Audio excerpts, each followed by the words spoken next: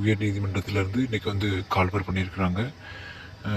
தயவுசெய்து பார்த்தீங்க அப்படின்னா இந்த அப்ளிகேஷன் நோட்டிஃபிகேஷனை வந்து நல்லா படித்து நல்லா அண்டர்ஸ்டாண்ட் பண்ணிவிட்டு அதுக்கப்புறம் வந்து அப்ளை பண்ணுங்கள். எடுத்த உடனே வேகமாக போய் அப்ளை பண்ண வேண்டாம்.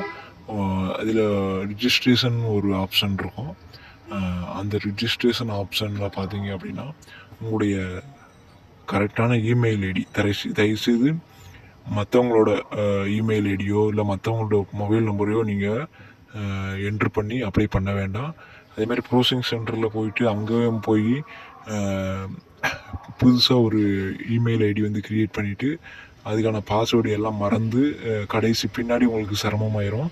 அதனால் உங்களுடைய ஓன் மெயில் ஐடி அதேமாதிரி ஓன் ஃபோன் நம்பர் இருந்தால் மட்டும் அப்ளை பண்ணுங்கள். அதுவும் கரெக்டாக அப்ளை பண்ணுங்கள். இந்த சர்டிஃபிகேட் எல்லாமே கரெக்டாக இருக்குதா, நம்ம அந்த இடஒதுக்கீடு பிரகாரம் கரெக்டாக வர்றோமா அப்படிங்கிற மாதிரி பார்த்துட்டு தான் நீங்கள் வந்து அப்ளை பண்ணணும்.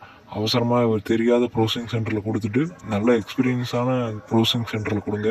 தெரியாத ப்ரோசிங் சென்டரில் கொடுத்துட்டு பின்னாடி அவங்க வந்து நாங்கள் கரெக்டாக தான் உங்கள்கிட்ட காமிச்சிருந்தோம், நீங்கள் தான் சரியாக பார்க்கல கவனிக்கலை அப்படின்னு உங்கள் மேலேயே திரும்ப பழி போட்டுருவாங்க, அவங்க மேலே மிஸ்டேக் இருந்தாலும். அதனால் நீங்கள் படித்து கடைசி நேரத்தில் உங்களுக்கு அந்த பணி வாய்ப்பு கிடைக்காம போயிடும். அந்த இன்ஸ்ட்ரக்ஷன்லாம் நல்லா தெளிவாக படிச்சிருங்க. Instruction to candidate applying for the post of typist, telephone operator, cashier and xerox operator சொல்லியிருக்காங்க. முதல்ல எலிஜிபிள் இருக்கா அப்படிங்கிற மாதிரி பார்க்கணும். நமக்கு 2 பேர் கேரக்டர் சர்டிஃபிகேட் தருவாங்களா அப்படின்னு கன்ஃபார்ம் பண்ணிக்கோங்க. அதுக்கடுத்து பார்த்தீங்கன்னா உங்களுடைய கேரக்டர் இதெல்லாம் சரியாக இல்லை அப்படின்னா உங்களை இந்த வேலையை விட்டு நீக்கம் பண்ணுவாங்க.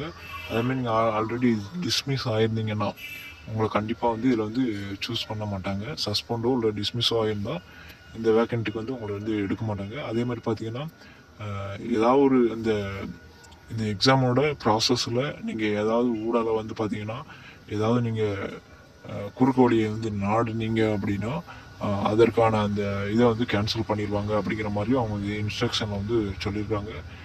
விதவை கேட்டகரினா அதுக்கான சர்டிஃபிகேட் ஃபார்மேட் எல்லாமே வச்சுருக்கணும் அப்படிங்கிற மாதிரி அவங்க வந்து சொல்கிறாங்க. கண்டிப்பாக அந்த பிஹெச்டி சர்டிஃபிகேட்டில் அந்த ஃபார்மேட்டில் தான் இருக்கணும் அப்படிங்கிற மாதிரியும் அவங்க வந்து சொல்லியிருக்காங்க. அதுக்கான ஃபார்மேட் எல்லாமே பின்னாடி வந்து கொடுத்துருக்குறாங்க. அதை நீங்கள் படிச்சுக்கோங்க. அதே மாதிரி பார்த்தீங்கன்னா முதல்ல வந்து இது வந்து 2 பார்ட்டாக இருக்குது அப்ளை பண்ணுறது. ஒன்று வந்து ரிஜிஸ்ட்ரேஷன், அதுக்கடுத்து ரிஜிஸ்ட்ரேஷன் முடிந்தோடனே ஃபில்லிங் த அப்ளிகேஷன் ஃபார்ம்னு சொல்லியிருக்காங்க. ரிஜிஸ்ட்ரேஷன் பண்ணும்போது உங்களோட மெயில் ஐடி, மொபைல் நம்பரு, உங்கள் 10th மார்க் ஷீட்டோட சர்டிஃபிகேட் நம்பரு, அதுக்கடுத்து பாஸ்வேர்டு க்ரியேட்டு இதெல்லாம் கொடுத்து தான் சப்மிட் பண்ணணுன்னு இருக்காங்க. வேலிடான இமெயில் மற்றும் மொபைல் நம்பர் கொடுக்க சொல்லியிருக்காங்க. அடுத்து பார்ட் 2 ப்ராசஸை வந்து நீங்கள் கவனமாக வந்து பண்ணுற மாதிரி இருக்கும். அதுக்கான ஃபோட்டோ ஃபார்மேட்டு, சிக்னேச்சர் ஃபார்மேட்டு இது எல்லாமே அவங்க வந்து கொடுத்துருக்காங்க. அது பிரகாரம் வைக்கணும். எஜுகேஷன், டெக்னிக்கல் குவாலிஃபிகேஷன் சர்டிஃபிகேட் கொடுக்கணுன்றாங்க. ப்ரூஃபுக்கு வந்து டேட் ஆஃப் பர்த்துக்கு வந்து எஸ்எஸ்எல்சி சர்டிஃபிகேட் கொடுக்கணும் மாதிரி சொல்லியிருக்காங்க. அட்ரஸ் ப்ரூஃபு, கம்யூனிட்டி சர்டிஃபிகேட்டு, அடுத்து person with disability certificate, character certificate, contact certificate வந்து கண்டிப்பாக கொடுக்கணும். நோ அப்ஜெக்ஷன் சர்டிஃபிகேட் வந்து கொடுக்கணும்னு சொல்லியிருக்காங்க. விதவி சர்டிஃபிகேட் கொடுக்கணுன்றாங்க. பிஹெச்டி சர்டிஃபிகேட் வந்து கொடுக்கணும்னு சொல்லியிருக்காங்க. இதெல்லாமே கொடுத்து தான் நீங்கள் கடைசியாக ஃபைனல் சப்மிட் வந்து கொடுக்குற மாதிரி இருக்கும். ஒரு வாட்டி நல்லா 2-3 நாட்கள் கழிச்சா பிறகு நீங்கள் அப்ளை பண்ணுங்கள். தெரியாத இடத்துல கொடுத்து அப்ளை பண்ணிவிட்டு கடைசி வந்து வேலை வாய்ப்பை வந்து இழக்காதீங்க. இப்போ குரூப் 2ல் வந்து ஃபெயிலான சில நபர்கள் வந்து இந்த வாய்ப்பை யூஸ் பண்ணிவிட்டு கொஞ்சம் படிப்பு ப்ரிப்பேர் பண்ணுங்கள். கண்டிப்பாக உங்களால் முடியும். அதுமாதிரி குரூப் 4 டைப்பிஸ்ட்டில் உங்கள் பேர் வரல அப்படின்னா இந்த வேலைக்கு நீங்கள் ஈஸியாக வந்து ட்ரை பண்ணலாம். மறக்காமல் உங்கள் நண்பர்களுக்கு இதை வந்து ஷேர் பண்ணிடுங்க. ஏதாவது குறுக்கு வழியில் ரூபா கட்டி வேலை வாங்கலாம்னு யாரோ சொன்னாலும் திரும்ப அதை வந்து தயவுசெய்து நம்பாதீங்க. வேறு ஏதாவது டவுட் இருந்தால் கமெண்ட் பாக்ஸில் வந்து கமெண்ட் பண்ணுங்கள். உங்களுக்கு ஏதாவது டவுட் இருந்ததுன்னா மேற்கொண்டு இந்த நம்பருக்கு வந்து நீங்கள் கால் பண்ணி கேட்டுக்கலாம். அந்த டயத்துக்குள்ளே நீங்கள் வந்து கேட்குற மாதிரி இருக்கும். அதேமாதிரி பார்த்தீங்க அப்படின்னா நம்ம ஃப்ரீ டெஸ்ட் பேட்ச் வந்து ஆரம்பிக்கும். டெய்லி வந்து வீடியோ வந்து அப்லோட் பண்ணுவோம். அதையும் பார்த்து நீங்கள் படிச்சுக்கலாம். இது அந்த அப்ஜெக்ஷன் நீங்கள் ஆல்ரெடி வேலை இருந்தீங்கன்னா இந்த அப்ஜெக்ஷன் சர்டிஃபிகேட் வந்து ப்ரொடியூஸ் பண்ணணும்.